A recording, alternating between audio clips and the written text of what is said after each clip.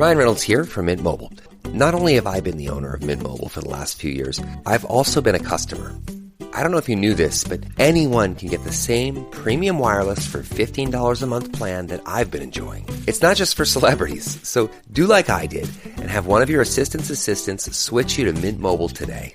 I'm told it's super easy to do at mintmobile.com/switch. New activation and upfront payment for 3-month plan required. Taxes and fees extra. Additional restrictions apply. See mintmobile.com for full terms. 'Tis the season to shine with H&M. Discover the holiday collection and find fashionable pieces for your wardrobe or for under the tree. Get inspired and dazzle with this year's glam. From tuxedo styles, bow detailed pieces, impressive prints, and more.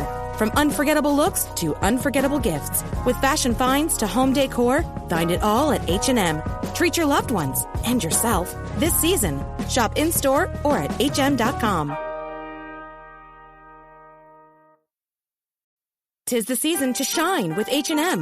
Discover the holiday collection and find fashionable pieces for your wardrobe or for under the tree. Get inspired and dazzle with this year's glam. From tuxedo styles, bow detailed pieces, impressive prints, and more. From unforgettable looks to unforgettable gifts. With fashion finds to home decor, find it all at H&M.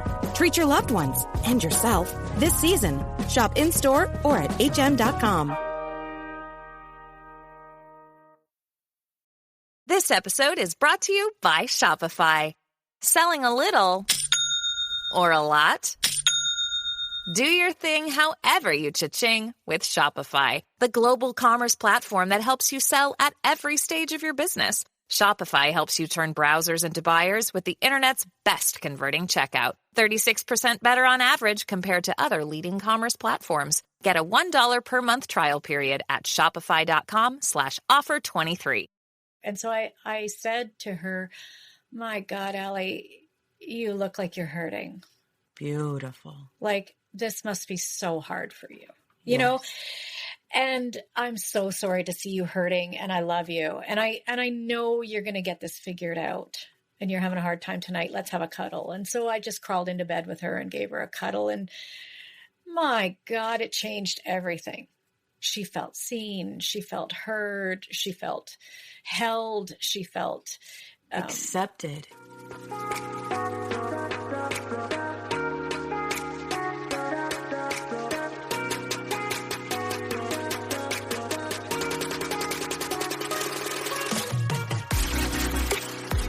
Hey girl, imagine a life where you feel supported, connected, and understood.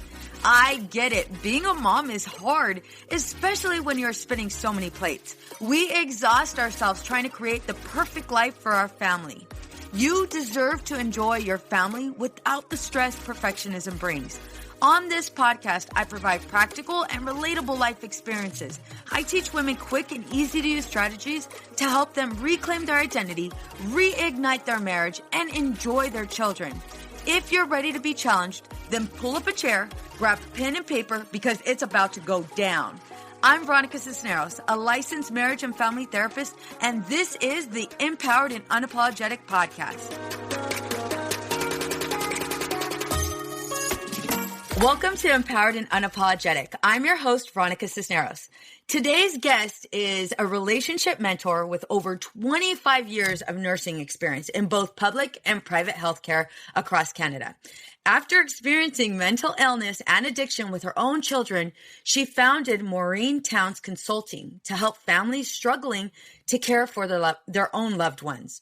Her work with parents inspires them to rediscover themselves within chaotic and challenging situations. She is the host of the Broken Open podcast and the author of Broken Open, A Mother's Journey to Survive Her Children's Addiction and Mental Illness. So please help me by welcoming Maureen Towns. Hey, Maureen. Hey, thanks so much for the intro and having me on. Absolutely. I'm super excited to have you on. So a couple things that when I was doing my research, like doing all of the back end stuff, a couple things that came up is, holy moly, has this woman gone through so much, and her family. And what I loved about your story was you weren't holding anything back. Like, a lot of times when I work, I don't know if you know, I'm a therapist. A lot of times when I'm I'm working with families, they tend to go to this place of, well, this is just a problem. We just got to get rid of it and be done with it. It's causing a great amount of shame in our family. Like, I don't know what the hell's wrong with my daughter, but like, fix her. And I'll be here in the waiting room, or I'm going to go get my Starbucks. And it's like, oh, hell no. Hell no. Nope. That's not the way this is going to go down. Come into the office, bring your ass in here, because we're all going to be best friends at the end of this. You know, you're going to love me and hate me at the same time. Maybe not best friends, but we're definitely going to be at a whole nother level. Yes.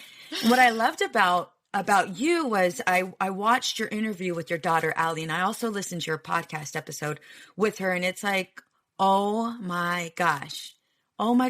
If parents, I actually shared it on my Facebook group. Thank you. Yeah, of course. If parents could listen to this and take a step back from how they want to be perceived as a mom. Yeah. And just really get into it and listen and connect, the value they would get from it. Because it's not only, our daughter's struggling. It's not only, our son's struggling. Our family is struggling. We got to be open and honest about it. And I'm like going on, like, because I think you're a complete badass. It's good. But I'm just, thanks. I do. I'm telling you, I'm like a big fan. You don't even know me, but like, it's just like, holy crap. So can you, before I get into all of it, can you share with us your story? And I want to highlight, you imagined the perfect life for your child, but mental illness had other plans. So can you start by telling us what all that means and what your background is? So thank you for the compliments about my discussion with Allie. I have to be honest with you about that, though. I certainly didn't start out that way. If you had had an interview with us, 7 years ago, let's say, it would have been a different story. I spent a lot of time and energy presenting to professionals just like you and trying to appear very, very sane. Mm-hmm.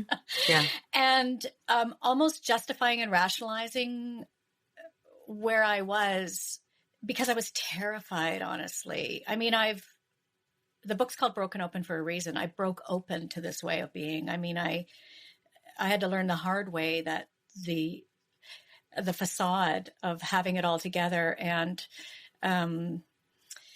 the effort that I was putting into trying to manage not only what was going on, but others' perceptions of what was going on in my home it wasn't working.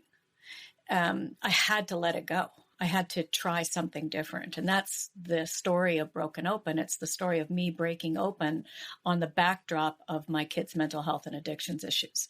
So going into, I would say, the issues with my kids, I mean, I was a doer. Like, I'm a doer. Mm-hmm. I like to stay busy. I like to manage things. I identified strongly as a strong problem-solving, fun. Yeah. All around. I get stuff done. Mm-hmm. I get stuff done, and that's what I'm about. And I always managed. Like, I managed the family. And so that worked really well until it didn't work. And so when it started not working, and signs that it wasn't working, was when my second son, I have 4 kids, all in about a 6-year period. So they're all pretty close together. Mm-hmm. And my second son, when he was 18, it was becoming undeniable that this kid was changing and that he was not thriving. He was going downhill quite quickly in his last year of high school. And it became apparent the year after he finished high school. So he finished high school in June, and by September, October, it was pretty apparent that he wasn't doing okay. I probably wouldn't have said it that way. I would have said he was a pain. I would have said he was disruptive. I would have said he was unmotivated, lazy, and that's not the way he used to be. Yeah. And so we needed to do something. And so we ended up booting him out of the house, actually. Like, he just needs some experience in the real world and how hard it is. And then he'll come back and straighten up. Mm-hmm. Because we thought we tried everything. And then became apparent that he had a substance use issue. I couldn't say addiction. Substance use problem. Maybe he's addicted to lying. Maybe that's what it is. I Yeah. couldn't say drug addict. And anyway, we did an intervention. We sent him off to drug treatment, which was a gong show. We didn't do any work on ourselves, really. Then he came home from drug treatment, relapsed, and then we started the cycle of him in and out of our home and us feeling defeated, hopeless, kind of crazy, devastated, fearful, you know. And then my oldest son had a psychotic break, and my youngest child started self-harming. And it was all kind of happening at once. You know, we would, I was describing it the other day to someone. I used to be an emergency room nurse, and there were times when, you know, I'd be getting ready for bed at 11 p.m. and I'd feel like I'm being pulled back into the emergency department, dealing with a crisis in our home. You know, my son's back on the porch crying, saying, I can't do this anymore. I need your help. My daughter's cutting herself in her room. And, you know, it's serious. My other son's having a suicide attempt or using again, even though he has a risk of psychosis and never returning to a normal baseline. Like, it was just nonstop. It was nonstop. And so I just got more and more frantic and fatigued and scared, and would lay awake at night trying to go over like, so this is what's going on. And, you know, my head would go to, why is this happening? What did I do? Like, how did we screw this up so badly? Like, you know, what happened here? This can't be us. This can't be happening. And what are we going to do about it? Maybe if I just come at it from this angle or try it from this way, then this, then this will happen, knowing him. And then I'll go and then we'll do that. And then this will happen. And like, it was just a hamster wheel of stress, I would say. And so this went on for quite a while. And we'd take one step forward, 3 steps back, 2 steps forward, 3 steps back, you know, a couple steps forward, we'd have a reprieve, and then bang, something else would happen. So it was chaotic for years. And so the story is the story of recovery. Yeah. For me, right, in the way that I parented. Yeah. Yes. And learning how to look after myself, and learning how to separate, like to make the distinction between what's me and what's them. What can I manage? What can't I manage? How do I rebuild a broken relationship with my kids after so many years of chaos? You know, what does mothering even look like in the context of this kind of mental health and addictions? How do I regain my sense of freedom that I'm so angry that I feel like I've lost? You know, how do I regain my sense of self when I feel like I've become someone I don't even recognize anymore? You know, I've become someone that's behaving in ways that aren't really in line with my values. I'm getting angry and sarcastic and, yeah, I just felt like I was losing myself ultimately, because I was, you know, and so learning how to be different is what the book's about. And I pulled together bits of my own experience, bits of leadership development training that I've done. And some work on in the recovery world and 12 step. And I've pulled it all together into this is what I've learned. This is what I wish I'd known. Hopefully you can prevent some of the missteps that I took if this is your story, if you identify with it. And that's what the book is. So there you go. That's my story. This book came at a really good time. Right now, our office is getting so many calls on self-harm, addiction. And it's attempted suicides, suicidal kids, 13, 14 years old. My daughter attempted suicide yesterday, or my daughter, I found all these marks on her. I don't know what to do. Yeah. Nobody prepares us for that. Nobody prepares us for this. And I think with motherhood already, there's already this level of expectation, to be this PTA status mom, and you have to look this way and you have to be this way. And, if your kids, if there's something wrong, if they're jumping on the couches That's obviously your parenting. And, you know, if, right, it's totally like totally suck as a mom. Not enough sports. Right. Not enough sports. Like, I mean, we could go on and on. Yeah. Totally your fault. You suck as a mom. You know, if your kids, you know, are eating unhealthy, like same thing, like, you know, oh, it's your fault your kids gained weight, or it's your fault your kid, you know, isn't performing at their best. And so we put a lot of pressure on ourselves as parents to do everything, which means, going back to what you were saying, having the answers for everything. Yep. Having the answers for things that we've never experienced, we've never prepared for. And one thing I find when parents come in, you know, with their kids who are suffering from addiction, who are suffering from self-harm behavior, it's like, fix this problem. Fix this problem. Nobody in the family can know about it. You know, a lot of secrecy. A whole hell of a lot of secrecy. Nobody can know about it. We don't know what to do. Fix her. Yeah. And that's where I believe we get it all wrong. And the only reason I know this is because of the training that I've had. Had I not had the training, I would be in line with them. Fix the problem. Make the stop. You know, and I sit with my clients and I'll tell them, you know, I can understand. I can understand right now. It's like, what the hell is happening? This can't be us. This can't be us. You know, how did I miss it? How did I not catch it? Why? I did all the things. I checked all of the boxes. Bingo. Yeah. I've checked all the boxes. How is it that my daughter's cutting in the other room and now I lie awake at 2:00 in the morning wondering if I should check on her again to see if she's breathing or if she's hung herself in the room. Yeah. Is she going to hit an artery and bleed out? Like, you know, I'm going to find a bloodbath in there in the morning. Like, I was so scared. Every time she'd cut, she'd get deeper and deeper. And I was really terrified that she was going to inadvertently, like I even when I finally got to the point where I knew that she didn't want to die, you know, this was a coping mechanism for her. And, oh my God, she's going to hit an artery and die. This is not okay. Yeah. Yeah. And I did all the things. Like, there was no abuse in our home. There was nobody got raped. There was no, you know, molestation from the neighbor. There was no, like, why is this happening? Where's the trauma?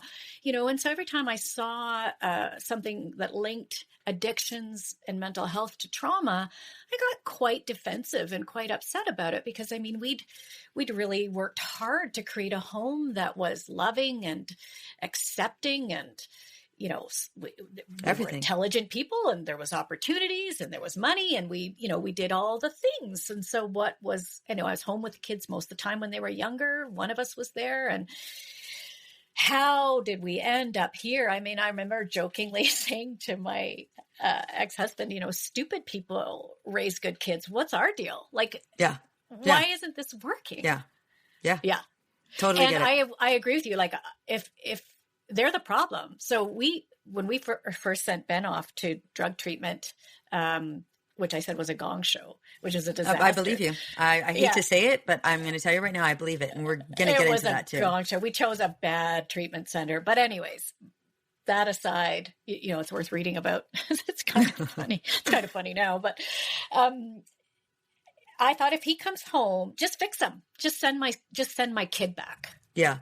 And what I wanted was somebody who could function, like send my kid back functional, send my kid back so that he'll get an education and or a job. I don't even care which, and learn how to support himself and launch effectively. Like, I don't care. I don't have dreams of him being a lawyer. That's, you know, I'm not fixated on anything like that. I just need a kid who can look after himself. Yeah. Someday, you know. Pretty please. Please. Yeah. Because that's not where we're heading. And no. And that's what was terrifying me. I'm going to have this kid on my sofa, draining my bank account, exhausting me, wreaking havoc in my home until he's 60. Yeah. So how do you get out of that? How does a parent get out of that? Because you're spot on with coming to the therapist and saying, presenting as well as you can so you look sane, because there is that component where you're like, I need you to know that I'm not the problem. Yeah. I don't know where the hell this came from. And I'm on board with whatever you're going to tell me to do. And I'm going to be active in this therapeutic process. Right. And then you have therapists. I'm going to call them out. You have a therapist that can't get their, stick out of their ass, that goes straight to the book versus, wait a minute, Mom, Dad, how are you guys doing? Oh my God. I would have loved that question. I ached for that question. How are you? This isn't your fault. Oh man. Right? No, oh my God. This isn't your fault. For that. I'm so grateful to hear that you say those kinds of things to parents. I wanted that so badly because really what I was defending against had nothing to do with a therapist. It had to do with me, my own fear that maybe it really was me. Yes. Maybe I really had screwed this up and that maybe there really was something that I should have and could have done differently. And so I was worried about someone else confirming my worst fears, which is that it's me. Yep. And so I wanted so badly some validation that I was a good mom and that I was working really hard and that I had an atypical kid and that, normal parenting techniques like just being consistent and having consequences, of course, didn't work with these kids. These aren't kids who respond to that. And no. The crazier I felt, the more I worked at trying to appear sane. And every time I was called into the office, I felt a little traumatized, I have to say, because I had to give the history, the insane history of what was going on in our, have there been any stresses or changes in your home? Are you kidding me? Which day do you want to talk about? So every time I had to recount that stuff, I was embarrassed. Shame. I was ashamed. Mm-hmm.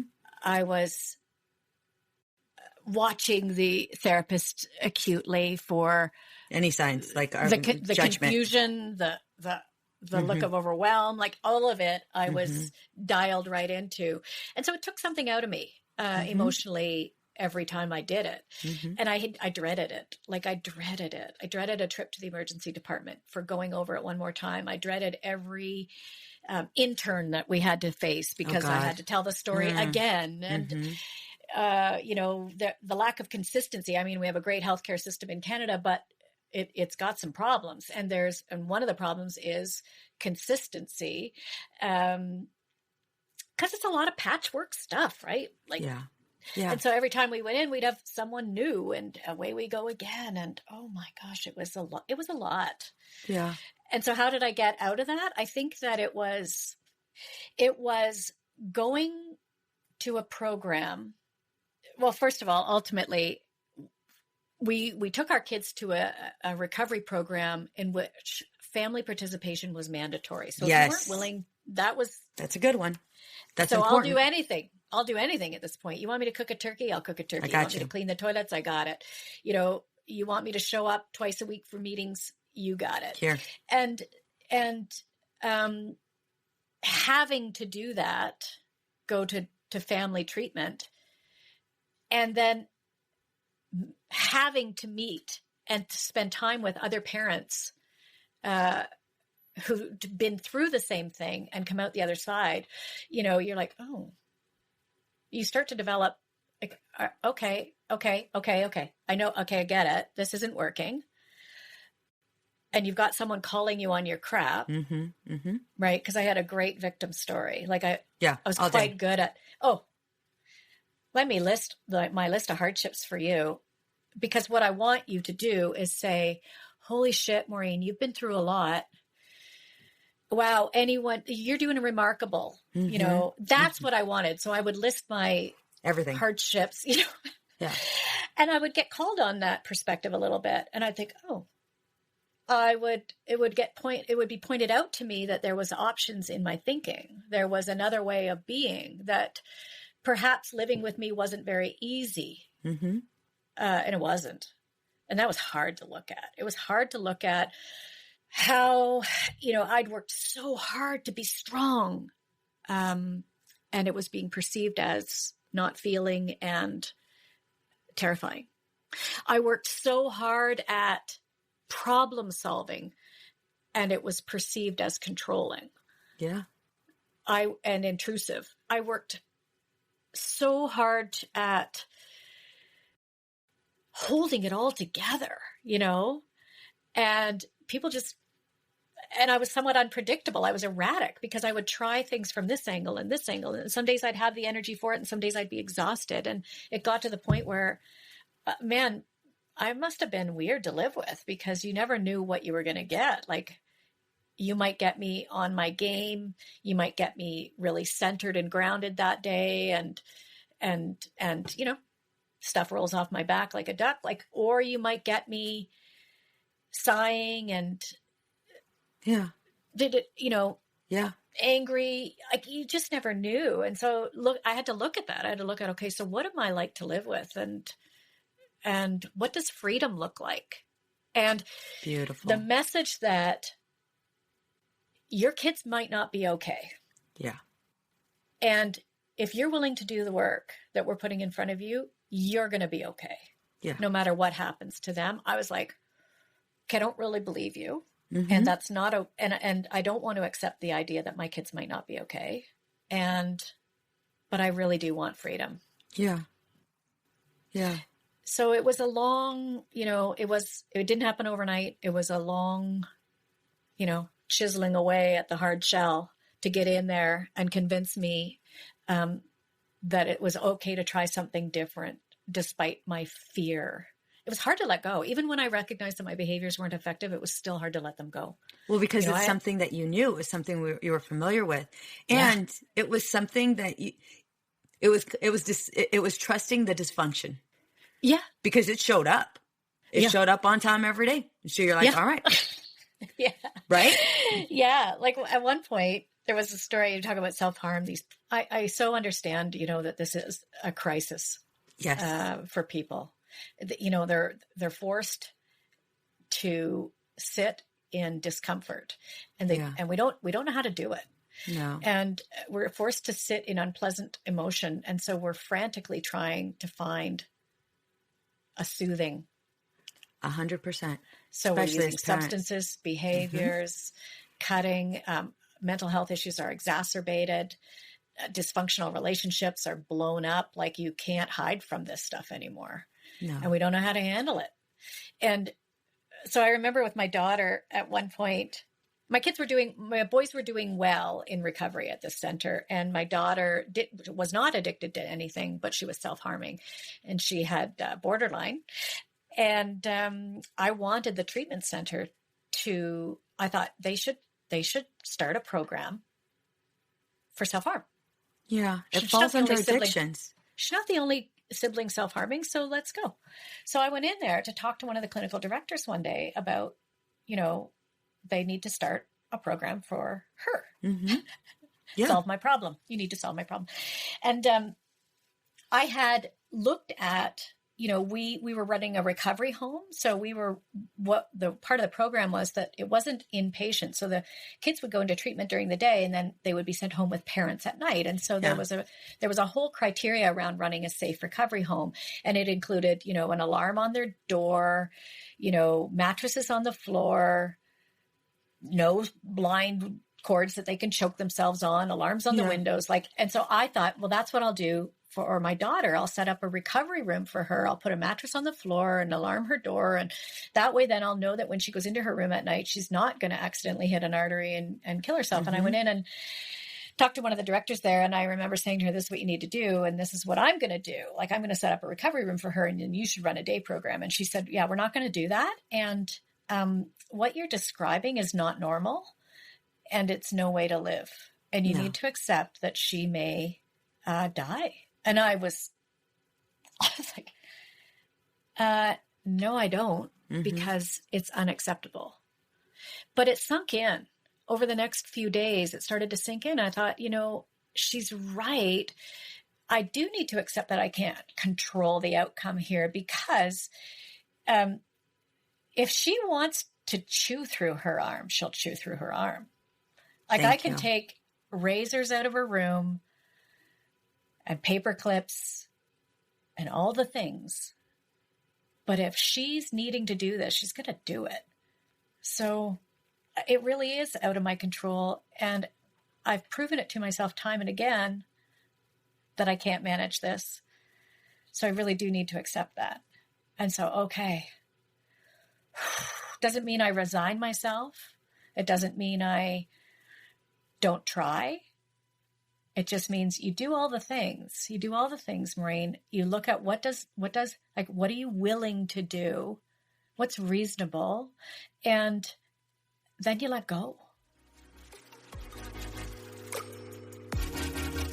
If your child is struggling with the thoughts of suicide and they need someone to talk to for support, the Lifeline Network is free and available 24/7 across the United States.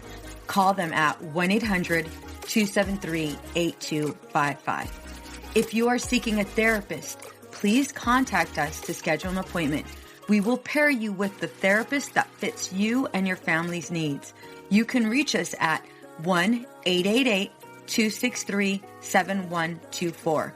We are serving those that live in California. So, Maureen, with that, our listeners right now who have kids who are cutting or struggling with addiction, at no time is Maureen giving up on her daughter or her son. No. At no time. It might sound like that because this is something completely foreign to you. Mm-hmm. However, this is also part of the process. It has to be part of the process because if not, then the problem stays there. Mm-hmm. The cutting continues. You know why?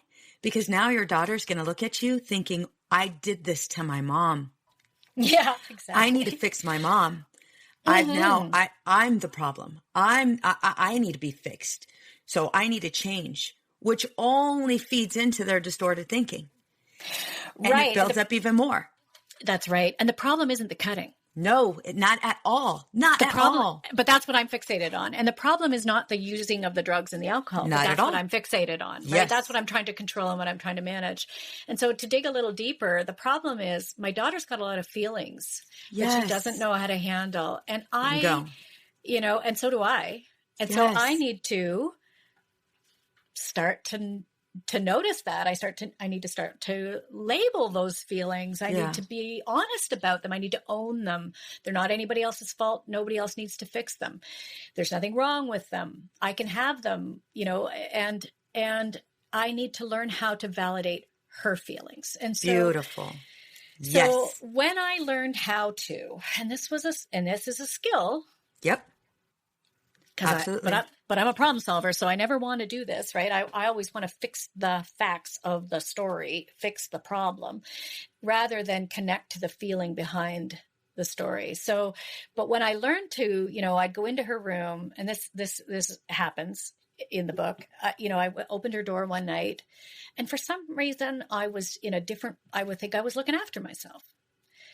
So I could show up as, a whole person and not just be reactive. And so I opened the door, and there she was cutting. And I just had such empathy and compassion for her struggle rather than frustration and at the behavior. And so I said to her, my God, Allie, you look like you're hurting. Beautiful. Like, this must be so hard for you, you know? And I'm so sorry to see you hurting, and I love you. And I know you're going to get this figured out, and you're having a hard time tonight. Let's have a cuddle. And so I just crawled into bed with her and gave her a cuddle. And my God, it changed everything. It changed everything. She felt seen. She felt heard. She felt held. She felt accepted. Right. And no shame, like the shame associated with it all. Like it just,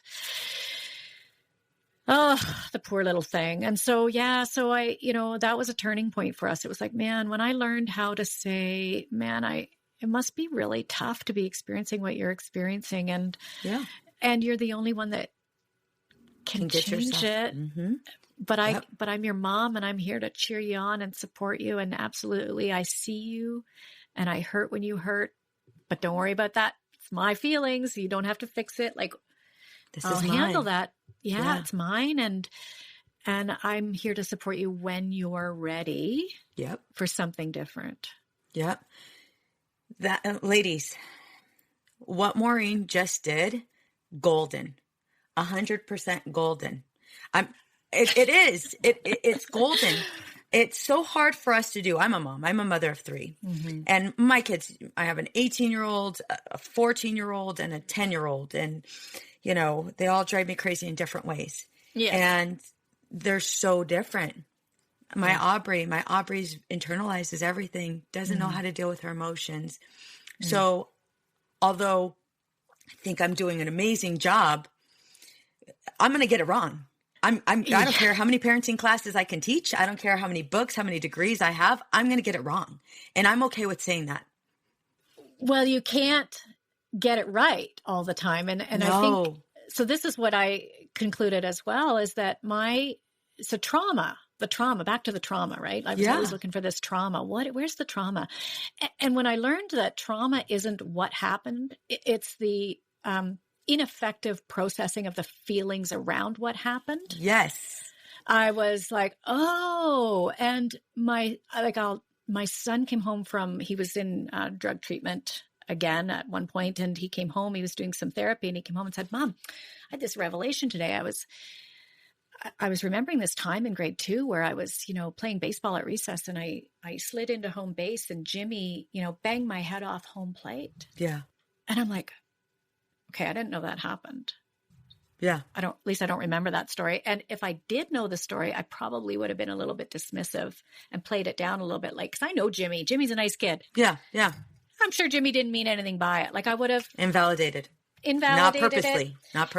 No, very much here's another perspective, a little bit of suck it up, a little bit of, chin up, big guy. Tomorrow's another day, but it's all very invalidating. Yeah. And, but the message for me, and there was a whole bunch of little things like that happened that was like, oh, wait a minute. I don't know everything that goes on in my kid's day. And I don't know how it's landing for them. And some of it can be very traumatizing. And I can't know all of it. No. So and it's so complex, like how all of this stuff plays out, right? Like there's the genetics, there's the how attuned was I to them as an infant? How stressed was I when they were in utero? Yeah, what else happened in the home? How distracted was I? Of course, we were busy. We had 4 little kids in 6 years. We both worked. Like it was crazy making. So how can you can get it right, and you still can't prevent / solve all of that. No. And if you stay there, if you are to live by that lie, I'm going to call it a lie because it's a lie. Mm-hmm. If you are to live by that lie, your kids will not know how to process this. They will not give themselves permission to process, which turns into anxiety, which turns into depression later on in adulthood. This is why we have this, right?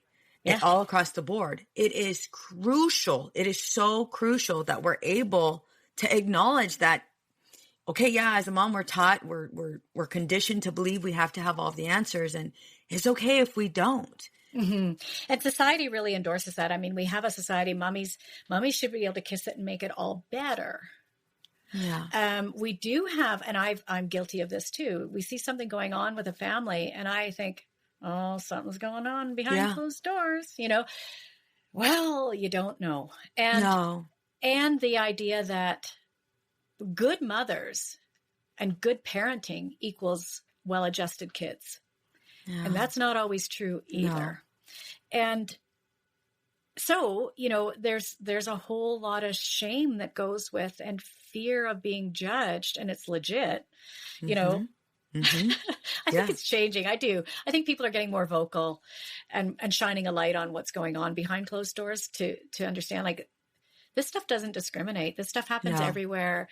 And it is really complex. And man, we have such a mother blaming culture. We just really do. And if a good mother is selfless and puts her own needs last, that was another thing that was hard to get my head around, that I needed to learn how to look after myself so that I could show up grounded, responsive, able to validate, cheer my kids on. Yeah. motherhood is a limited role. I thought it was an everything role. It's a limited role. And we try and do everything. Yeah. And you can't, you're sinking ship if you're trying. Yes. Yes. And not only that, but you'll lose yourself in that process. Mm-hmm. Yeah. Right? Yeah. You'll lose yourself in that process. Yeah. I have like 50,000 questions to ask you. So, and I want to make sure I respect your time. What do you, above everything, right? Everything that we've just discussed, what do you wish you would have known? Like, what do you wish, like if you can go back, right? Let's say if you can go back to, when it was trauma in the ER in your house, right? When everything, your son's, suicidal, your other son's contemplating, relapse or in his addiction, and your daughter's cutting, like when it's just nonstop. What do you wish you would have told yourself? What advice would you have given yourself in that moment if you could go back in time to that day that it was like shit hit the wall? Overall, I wish I had known that I wasn't alone and that I shouldn't try and do it alone. Yeah. I need to find my people. Yes. Yes. I need to find my people who understand this and find what's possible. Yeah. And let them walk with me through the process. Yeah. That's because I felt pretty alone. Yeah. Overwhelmed and alone. And I wish I'd figured it out earlier, that being a mom and being a case manager are two different things. And I have no business trying to be my kid's therapist or a case manager. No. I'm just the mom. And so what is that? And where do I stop and they start? Like, how do I separate that? How do I take a responsibility for my own feelings and let them have theirs? Mm-hmm. So just, I think all of that comes from it really, the solution for me started when I met people that got it. Yeah. And that could show me that there was another way to do it. Yeah. Gently, Maureen. Yeah. One day at a time, one step at a time, Mm-hmm. Yeah. This goes for, I want to make sure I add, this goes for professionals too, finding my people. Oh, yeah. Right?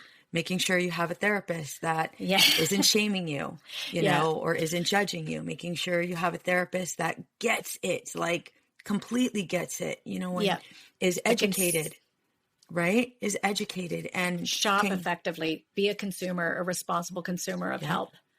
Yep. Psychiatrists, treatment programs. Mm-hmm. The program that you were sharing is it's a partial hospitalization program. Kids go in half day and then the rest they're able to stay at home, which then they titrate down to an intensive outpatient program. They go a little bit less. And then they that might be. It wasn't part of the public system here. Really? No. Yeah. We have that here in the States. Good. You would go, what it looks like is if your child is suicidal, threat to themselves or others, we put them on what's called a 5150 and they go into residential treatment and they're there for a couple of days, sometimes a week, depending on their level of severity. Mm-hmm. And then it's recommended that they step down to a partial hospitalization program and they're there so many days out of the week. And they do involve family, which is very important. Yes. They do group therapy. I say we. I used to work for one. They do group therapy, family therapy. They educate family separate from the teens, and then they bring the family and the teens together in a group, educate them, provide them with support, reassurance, validation, skills, and then they titrate down. And then it's when you go to a therapist and you already have the skills and your therapist reinforces those skills. Perfect. And helps you make connections. There's not like a program that does all of those things, but that's just to educate those that are listening. Those are the steps you want. You want to make sure you're able to go through that process, because if you go straight to therapy and you don't have a good therapist, you can chat about stuff forever and you'll never get anywhere. Yeah. Yeah. And I love what you're saying about the program, you know, the reintegration Yep. into the parenting role and the family dynamics. You Yep. have to, you can't take someone out of a system, change them and put them back in the same system the way that it was and expect Won't them to work. stay changed. Won't work. You know, no, we're going to make each other all very sick again. I use the word sick and well, but and so, yeah, you have to change the system. You have to educate the family. You have to we had to relearn how to be with our kids without trying to manage them. Yeah. You know, how to look after ourselves when we're scared instead of trying to look after them when we're scared. Like we had Bingo. to, you know, Yes. we had to learn all that. And so I love that you describe that as part of your system in the States. The program here was called the Alberta Adolescent Recovery Center. Like I'm in Alberta, Canada, and it's pretty unique here. I think there's lots of probably outpatient programs, but nothing that was this intensive or this long. This was about almost a year. Oh, wow. That's great. That is great. We needed it. Our family Yeah. was off the rails. And so, yeah, we really needed that kind of support and help. So it was, but I love what you're saying. You have to support the family. The All the family way. needs, you need help by then. Like, oh Yep. my gosh. Well, and you're in this state of such desperation too. Like, listen, I'm not a bad parent. I just want to help my kids. Stop judging me. Like, just let's put the damn pen down for a minute and just hear me, hear what I'm saying so I can help my daughter, or tell me what to do so I can help, and really listen to what I'm saying. Please listen to my daughter. Please help my daughter.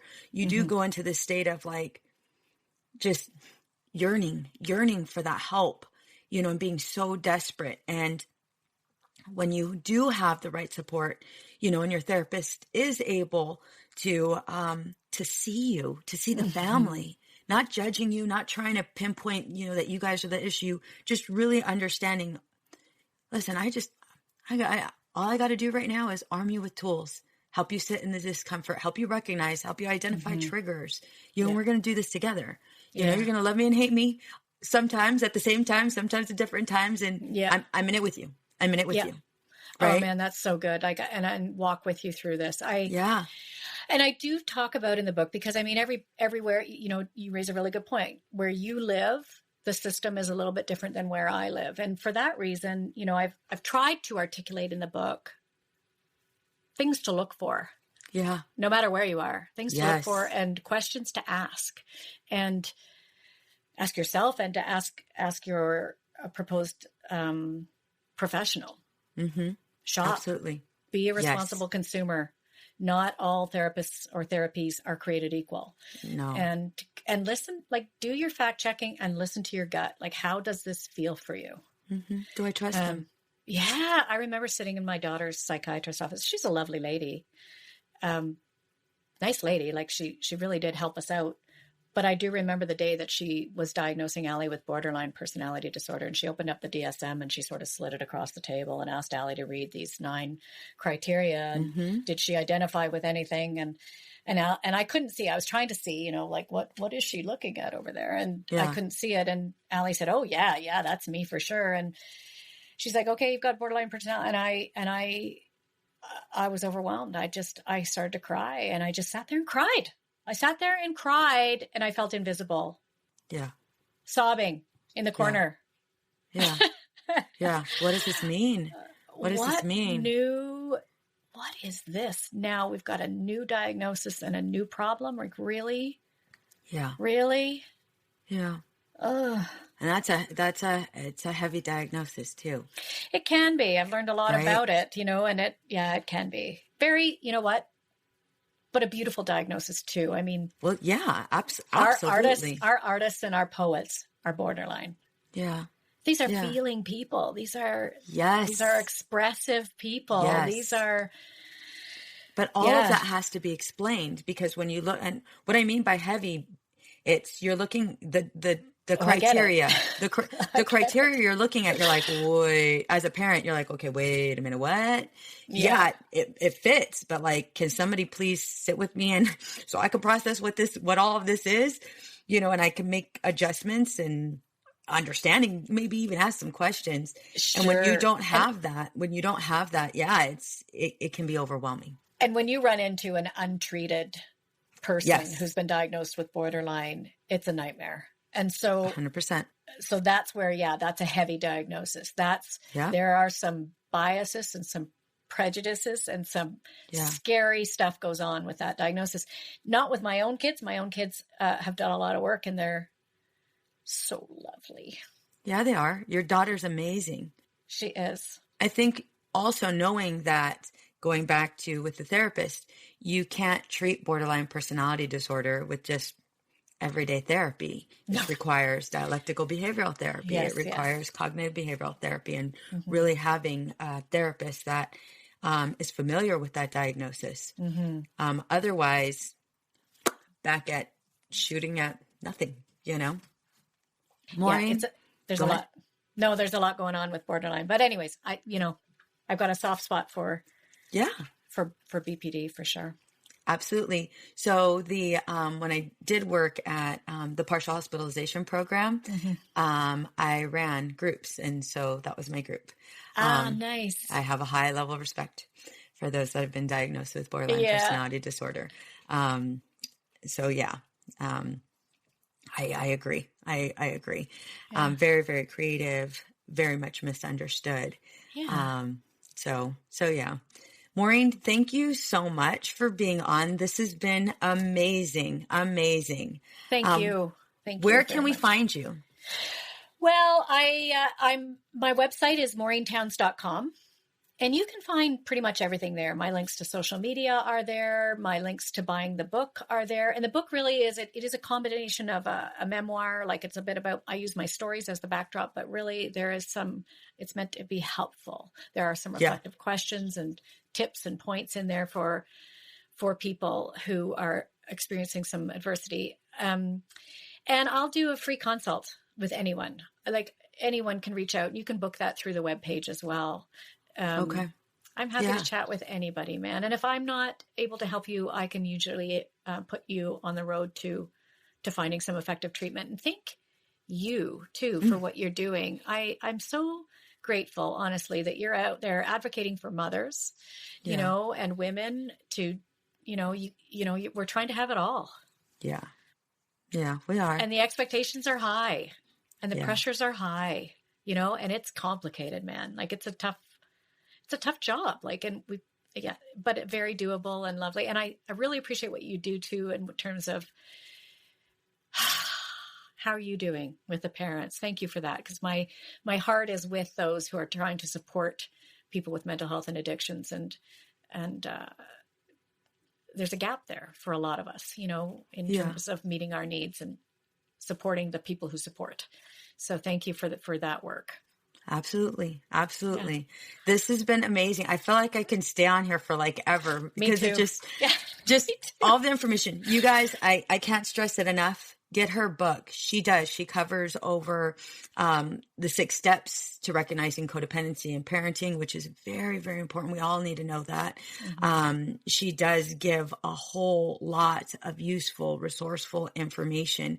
And your story is so relatable, and can open the eyes of parents, especially if, right now you're finding that your teens are struggling. Get this book, because you will find not only understanding, but you also gain so much clarity and insight as to what's going on and how to help your teen, how to help your family. So, Maureen, thank you again. Thank you so much, Veronica. Absolutely. Take care. Many women lose their own identity in the shadow of being a mom and a wife. We are a community of women who support each other. We leave perfectionism behind to become empowered and unapologetic. I want to personally invite you to join our Girl Gang. It's a free Facebook community for women just like you. Go to www.facebook.com/groups/empowered and unapologetic. See you there. What's up, ladies? Just want to let you guys know that your ratings and reviews for this podcast are greatly appreciated. If you love this podcast, please go to iTunes right now, write a review, rate the episode, and subscribe. Don't forget to share it with your friends. Empowered and Unapologetic is part of the Practice of the Practice podcast network, a family of podcasts that change the world. To hear other podcasts like the Bomb On Podcast, Beta Male Revolution, or Imperfect Thriving, go to practiceofthepractice.com/network. This podcast is designed to provide accurate and authoritative information in regards to the subject matter covered. This is given with the understanding that neither the host, Practice of the Practice, or the guests are providing legal, mental health, or other professional information. If you need a professional, you should find one. Addiction impacts all of us. Addiction's consequences run through all of us. From ourselves to our loved ones and through our communities, addiction creates so much loss and grief. My name is Dwayne Osterlin, and I'm the host of the Addicted Mind podcast, a show featuring personal stories, expert guests, and vital information about addiction and addiction recovery. We'll talk with leading treatment providers to discuss the latest research and treatment options for this devastating disease and advocate for mental health awareness. We discuss topics like the importance of creating a community of support to helping loved ones to some of the latest research on psychedelic medicines. The Addicted Mind podcast has been about creating hope, listening to stories of many amazing people that have overcome addiction and are thriving. If you or a loved one is struggling with addiction, subscribe to the Addicted Mind podcast wherever you get your podcasts, or check out theaddictedmind.com. New episodes every Monday. See you there.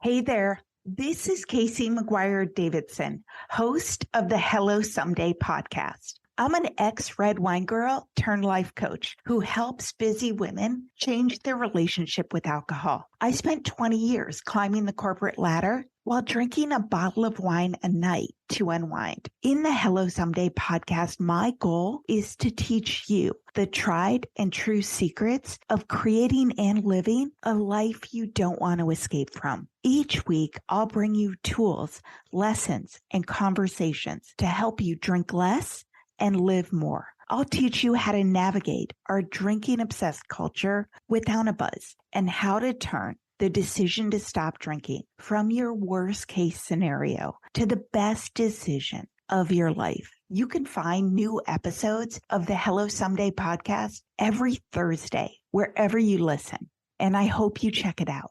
Hey there, this is Casey McGuire Davidson, host of the Hello Someday podcast. I'm an ex-red wine girl turned life coach who helps busy women change their relationship with alcohol. I spent 20 years climbing the corporate ladder while drinking a bottle of wine a night to unwind. In the Hello Someday podcast, my goal is to teach you the tried and true secrets of creating and living a life you don't want to escape from. Each week, I'll bring you tools, lessons, and conversations to help you drink less and live more. I'll teach you how to navigate our drinking-obsessed culture without a buzz, and how to turn the decision to stop drinking from your worst-case scenario to the best decision of your life. You can find new episodes of the Hello Someday podcast every Thursday, wherever you listen, and I hope you check it out.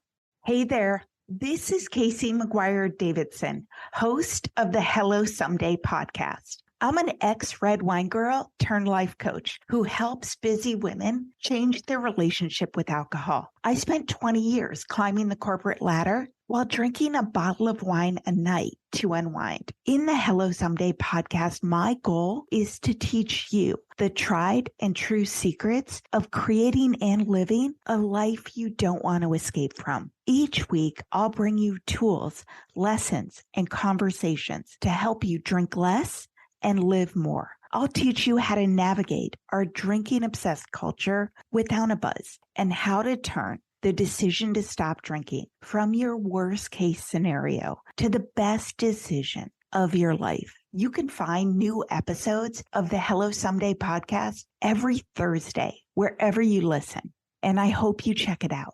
Addiction impacts all of us. Addiction's consequences run through all of us. From ourselves to our loved ones and through our communities, addiction creates so much loss and grief. My name is Dwayne Osterlin, and I'm the host of the Addicted Mind podcast, a show featuring personal stories, expert guests, and vital information about addiction and addiction recovery. We'll talk with leading treatment providers to discuss the latest research and treatment options for this devastating disease and advocate for mental health awareness. We discuss topics like the importance of creating a community of support, to helping loved ones, to some of the latest research on psychedelic medicines. The Addicted Mind podcast has been about creating hope, listening to stories of many amazing people that have overcome addiction and are thriving. If you or a loved one is struggling with addiction, subscribe to the Addicted Mind podcast wherever you get your podcasts, or check out theaddictedmind.com. New episodes every Monday. See you there. It's easy to blame ourselves for our struggles with alcohol. We see people around us being able to control their drinking without any consequences, yet no matter what we try, we can't seem to figure it out for ourselves. My name is Jillian Teets, and I am the host of the Sober Powered podcast, where I use my biochemistry background to explain the latest research in addiction and help you understand both why you drink the way you do and how to develop the skills and mindset you need to find freedom from alcohol. I discuss topics like why we think about our drinking 24/7, why we have no off switch, and why we crave alcohol. If you're struggling with your drinking or you know someone who is, then I hope that you will check out the Sober Powered podcast. New episodes every Friday. See you there.